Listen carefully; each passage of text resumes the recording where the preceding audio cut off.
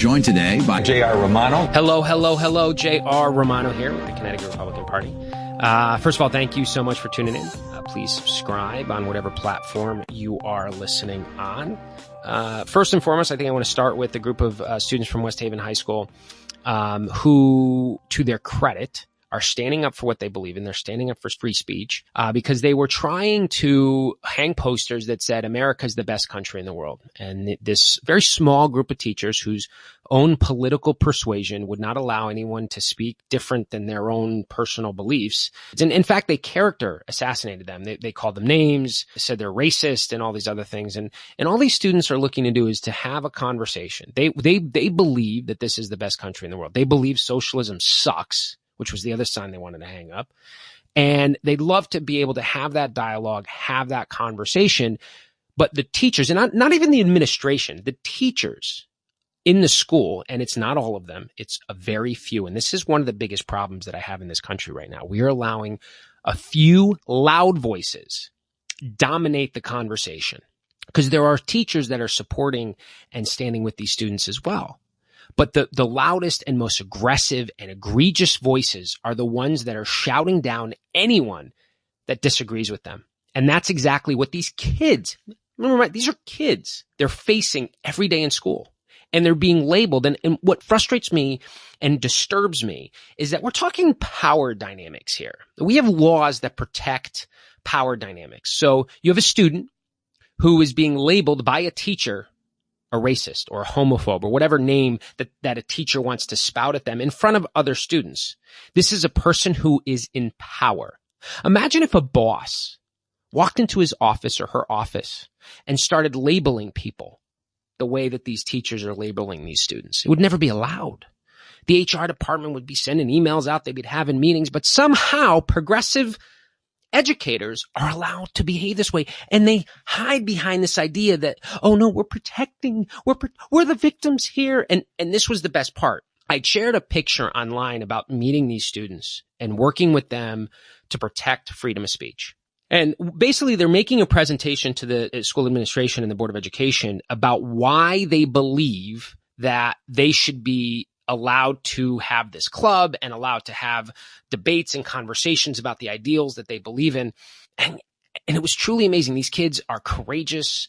And I mean, these are the future leaders of America. I couldn't have been happier and more proud of them. But when I shared this out on social media that I'd met these kids, and I basically called out these very few liberal teachers, hardcore liberal teachers is I think what I referred to them. You had a Board of Education member, this woman by the name of Tricia Brookhart. She's a Board of Ed member, not even in the school district we're talking about, by the way, in a whole other part of the state, decided to label these, and I'm going to remind you, children. These are children. These are someone else's children that you don't know. She labeled them sexist, racist bullies without knowing their names, without knowing their families, without knowing their background. That is the modern Democratic Party.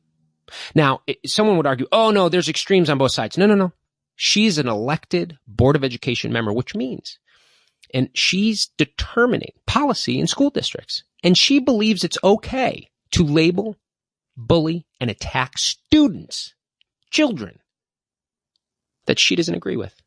And of course, after we called her out for this, I'm scared, immediately running back into her own victimhood. Almost the best way that I can explain it is it's kind of like a hit and run, literally running past someone without knowing who they are, slapping them across the face, calling them a name. And then when this person turns to react, they're like, don't hit me. I'm sorry. I'm scared. That's exactly what she did. She deleted the tweets. She says, I didn't know. But this is the problem. This is exactly what we have to be on the lookout for. We cannot allow them to own this idea that they're victims. We have to continue to call them out for this behavior. We have to encourage and promote people to stand up for their principles. And that's the shocking part. We're talking about standing up for believing that this is the best country in the world.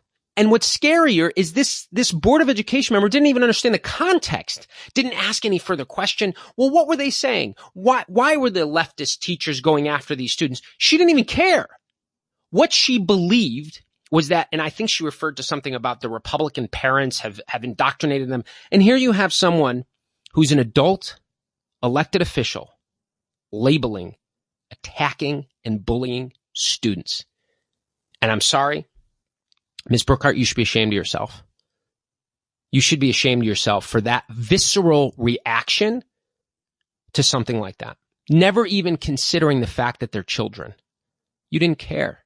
All you saw was someone that you disagreed with, and you felt entitled. And I'm going to repeat this. You felt entitled to chastise them because you believe you're morally and intellectually superior to everyone that disagrees with you. And I got news for you. You're not.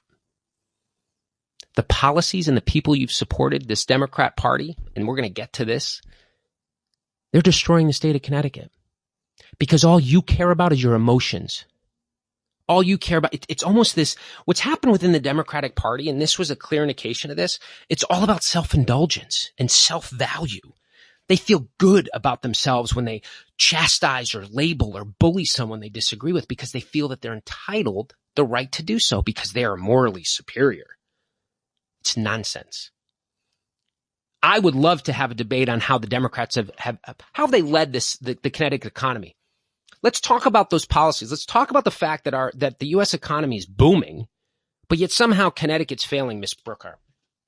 Let's talk about that. Let's talk about the fact that you're sitting on a board of education and our state is in such fiscal crisis that one of the things that was considered was forcing local towns to inherit teachers' pensions because the Democratic Party refused to fund the teachers' pension over the course of 30 years. That's your party. 100% your party. Where they lie to the public about the special transportation fund, where they're secretly diverting money away from it because they have to pay operating expenses. And then they're going to tell the general public that we need tolls because we don't have any money to fix our bridges and our roads. But they don't tell you that they stole it from another account, do they? So let's move on to the topic of what's happened in the General Assembly over the last few weeks. So first of all, we caught Ned Lamont on camera, basically trying to literally buy votes, saying to a group of Democrat legislators that if they voted for tolls, he would make sure that their coffers were nice and fat, that their treasures were stuffed with special interest money. That was his promise to them. He promised to pay for their vote. That's the Democratic Party right there. And the beauty was, even after he promised to fill their campaign coffers with money, some of the city Democrats, what they realized was that the toll vote in particular, because this was all centered around tolls, was such a slim margin in order for the Democrats to pass it, because Republicans aren't voting for it. So what these city Democrats did is they went to Ned Lamont and said, well, I'll tell you what, you're not going to have our votes unless you give us a new train station. How about a new bus station? They started making demands in order to get their votes. Connecticut has $2 billion in debt. And these are the games that the Democratic Party is playing. I always want to remind people this goes back to elections, right? So when you're sitting around a table with your friends who voted for Democrat, and I bet most of them would not admit to it now, particularly if they voted for Ned Lamont, but you need to just kindly say that to them. Do you think with the state $2 billion in the hole that these Democrats are trying to cut deals to get millions in bonding and buildings? Because at the end of the day, then it's not about what's best for the state. It's not. It's about how much money they can extract from the residents of this state. Because they don't care the damage they're doing to our economy. They don't. I don't know how much I have to remember. This is what we have to talk about here. Our state has been losing the population, and the fact that wealth is leaving the state, which we know, has caused serious problems on the revenue side of things. But there hasn't been a single mention by any Democrat in Hartford that they're going to cut things. And these are the things we need to focus our conversations on. Do you think the government spends their money wisely? That's why I always laugh when I meet these people that want tolls. And I have to remind them that over $2 billion since 2012 has been diverted away from the Special Transportation Fund. So what makes you think they're going to spend the money wisely? It's just mind blowing to me. So that was one thing. You had I'm going to fill your campaign coffers with cash promise from Ned Lamont to try to get votes. And then, of course, the Democrats, the House and Senate Democrats came back to Ned Lamont and said, well, we're not going to vote for the toll bill unless you give us all these little trinkets for our cities and our communities. This is what happens every day in Hartford. The other thing that I wanted to talk about is the difference between, and this is what I love highlighting mayors and first selectmen. You know, I've had Mark Boughton on the show. I've had lots of conversations with, there's some great, really, really, really great mayors and first selectmen out there that have really done a great job running the cities, holding the line on taxes, holding the line on spending. And a prime example of this is recently, I mean, look, we have Kurt Miller in Seymour, you have Jamie Stevenson, Mark Boughton, Tom Banish, and I mean, the list goes on and on and on. When Republicans are in charge of communities, we do really, really well. Those communities do really, really well. And this week, Erin Stewart, again, a Republican mayor in a Democrat city, announced a no tax budget. I would love for someone to comment and let me know the last time New Britain passed a budget that didn't include tax increases. And the only reason New Britain's in that position is because Erin has done a great job of growing the grand list and holding the line on spending. That's the only way that happens. And by the way, this story is consistent throughout our state when you're talking Republican leadership. And I couldn't be prouder of all these Republicans that are leading cities the way that Erin and Mark and Jamie and Tom and Kurt and Rich Zekin and Derby. I mean, they're doing great jobs.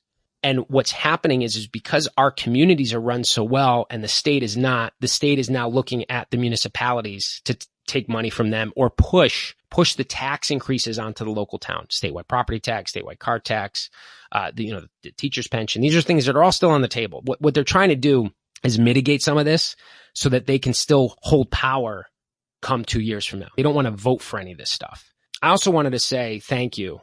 Our elected officials in Hartford, Themis and Len and everyone that's elected, but they have been battling into the wee hours of the morning, fighting this insane liberal agenda. We're talking, hiking minimum wage. We're talking a Family Medical Leave Act that will not help. It will actually raise our taxes. I mean, Republicans have presented an alternative way to solve this problem that wouldn't crush the taxpayer. But no, we can't do that. The Democrats need to control everything, and they need to have a new government agency and be able to mandate and control everything about our life. And so we have had marathon debates, hours, and these legislators, if you live in a town that has a Republican legislature, you need to thank them because they are putting in so many hours fighting and fighting and fighting. I really am proud. We can go back to the 2018 election. We won a majority of municipalities. We just didn't win them by a large enough margin. We have to talk to as many people as possible. Republican leadership will get us out of this mess. Undoubtedly. But do not give up. Keep up the fight. We know that our voices were heard on the toll issue. It's stalling. The Democrats are hemming and hawing because they didn't win by large enough margins. A lot of these legislative races that were won, they were won by 20 votes, 50 votes, 100 votes. That could mean the difference in 2020, which is why this toll issue is something that they're just not willing. The Democrats are not willing to go on a ledge because they know it's going to cost them in the ballot box. But that is because of the work of Republicans around the state of Connecticut and in that legislature that have been fighting that fight and telling that story. So I'm just going to end with, remember to thank a legislator. We may not agree on everything all the time, but focus on the fight that's in front of us, and that's to save the state. This is J.R. Romano, the Connecticut Republican Party. Thanks for listening.